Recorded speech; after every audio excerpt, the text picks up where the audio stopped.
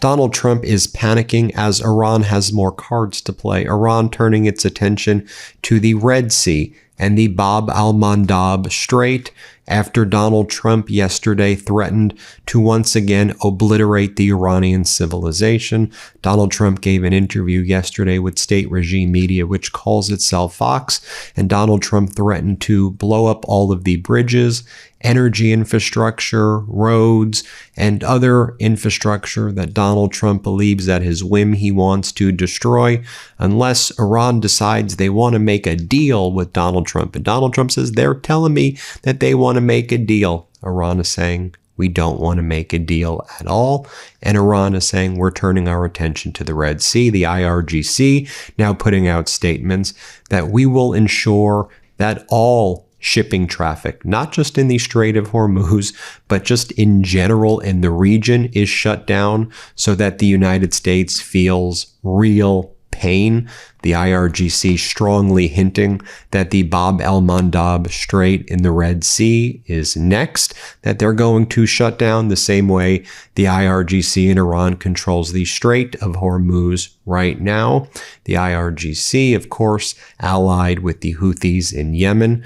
The Houthis in Yemen previously demonstrated an ability to shut down traffic in the Red Sea, and they've just been waiting for the orders to be activated by Iran and by the IRGC. Donald Trump held an emergency meeting in the Situation Room last night. They then leaked that meeting to Barack Ravid over at Axios, who posted the following. Trump held a Situation Room meeting Tuesday to discuss a massive offensive in Iran that will be wider in scope than the current strikes around the Strait of Hormuz. 3 sources with knowledge said, and of course, Barack Ravid is the Trump regime's personal stenographer. He just puts out whatever they want the message to be for that day. And Barack Ravid was saying last night that the sources in this Situation Room meeting are saying the Trump regime is planning, quote, devastating strikes on strategic targets in Iran. And as I noted, Donald Trump threatened he was going to blow up all the bridges, energy infrastructure, desalinization plants. He used the word desalinization plants, and other civilian infrastructure as well. If you just take a look, though, even what was happening yesterday in some of the massive strikes by the United States in Iran, at least 10 Iranians were killed and more than 15 wounded in a U.S. strike on the Iranian Army's 388th Mechanized Infantry Brigade in Bampur in southeastern Iran. And so a lot of these massive strikes that we're seeing by the United States are indeed having lots of casualties.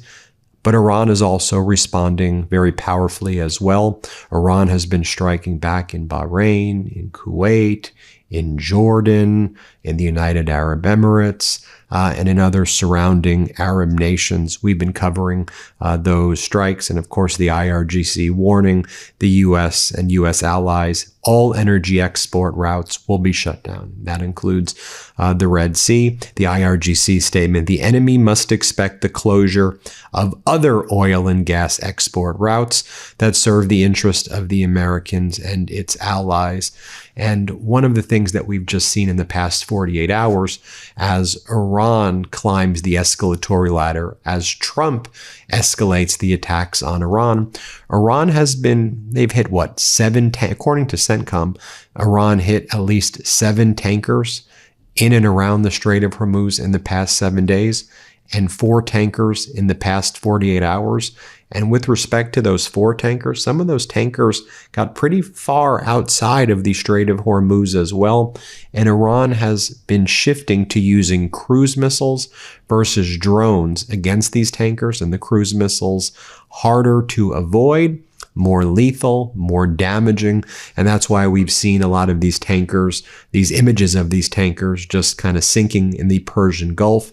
And we have lots of video of Iran striking these very large cargo containers and these very large cargo ships. Now, we've been sharing with you some of the footage of Iran's response For example, the Iranian Revolutionary Guard set fire and destroyed U.S. military logistics and support center in Kuwait's Mina Abdullah port, an industrial and refining area in the south of Kuwait. Missile alert sirens in Bahrain, home of the U.S. Navy's 5th Fleet, also struck. I'll show you this video right here of the Iranian Shahid drones slamming into U.S. interest in Kuwait. You can see for yourself. Play this clip.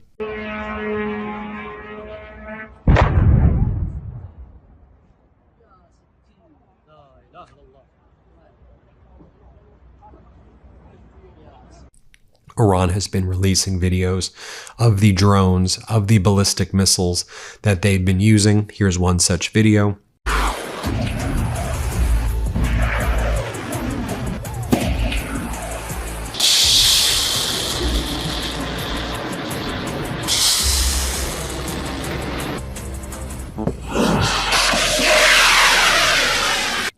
And here's another video that Iranian forces released about their launch of retaliatory strikes targeting U.S. bases. Let's play this clip.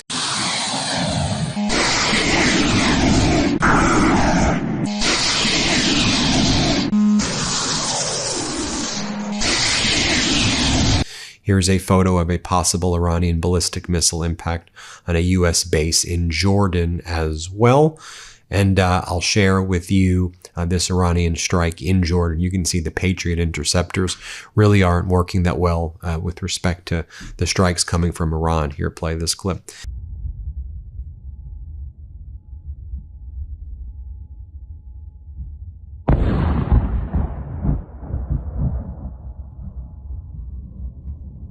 You have a map right here of the U.S. military bases targeted by Iran during the past 3 days as well. Iran's released satellite footage image of ballistic missile strikes of the U.S. base in Qatar, the Al Udeid base.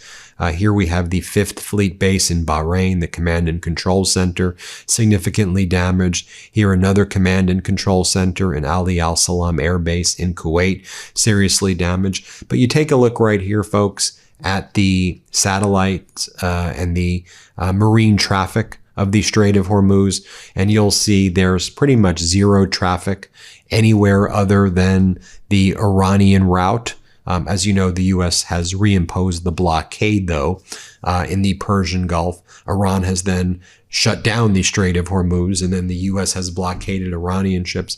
We've seen a few of these ships leave the Iranian side of the Strait of Hormuz, but there's no other shipping leaving at all. Iran has effectively shut it down, and they've demonstrated with cruise missiles, not even using the drones anymore, that they're just going to blow up each ship. I mean, 7 ships in 7 days, any ship the U.S. Navy tries to escort, Iran is blowing up. Remember what I've been saying now? I've sounded like a broken record when I've been talking about these strategic petroleum reserves, and I've been saying crack spreads, 3-2-1 crack spreads. And you're probably like, Ben, why have you been saying this for weeks and weeks and weeks? Because I knew how important it is.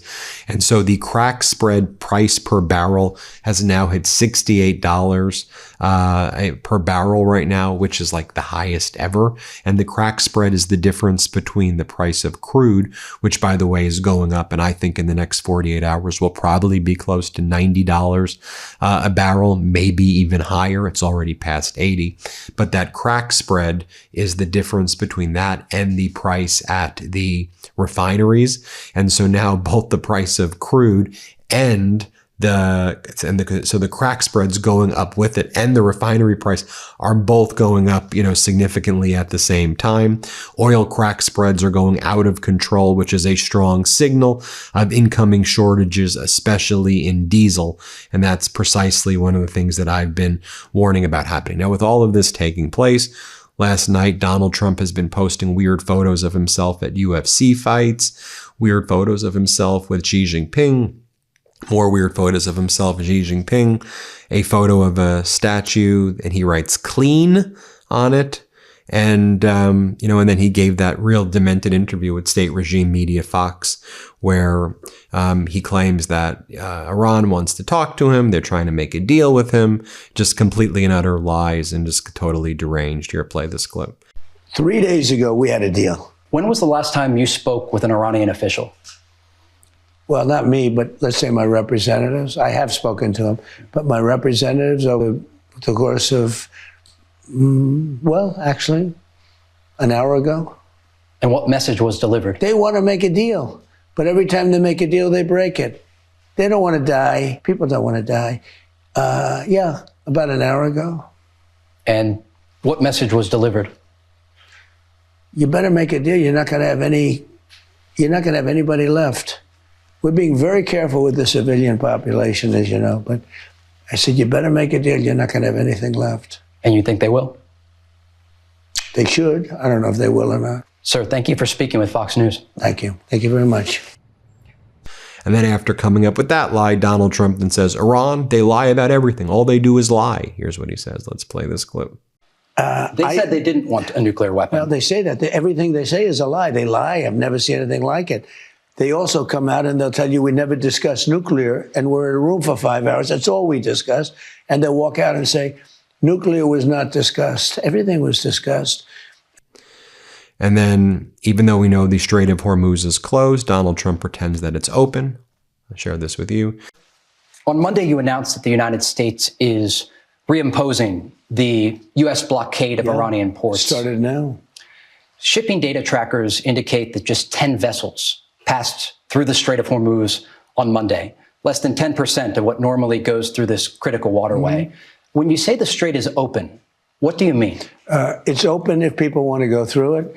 We're not opening it for Iran. That's the only one it's closed for. It's closed for Iran, both in and out, but it's open now. A lot of things have happened, Trey, in the last few months. Pipelines are being built. We're coming up with great alternatives, including Texas, including Alaska. You've called. And here's where Donald Trump said he's going to blow up their power plants. Let's play it. Do you anticipate that the strikes we're seeing this week against Iran will expand? Are you considering hitting energy targets or other locations inside of Iran? I'll save the energy targets for last, but ultimately we'll hit energy targets, yeah. But we're going to hit them very hard tonight. We're going to hit them very hard tomorrow night. We're going to hit them very hard the night after. And then next week it gets really bad for them, because next week comes the power plants. Next week comes the bridges. We're going to knock out all their power plants. We're going to knock out all their bridges unless they get to the table and negotiate. And then, as I shared with you yesterday, I just want to show it to you one more time, that Iran's deputy foreign minister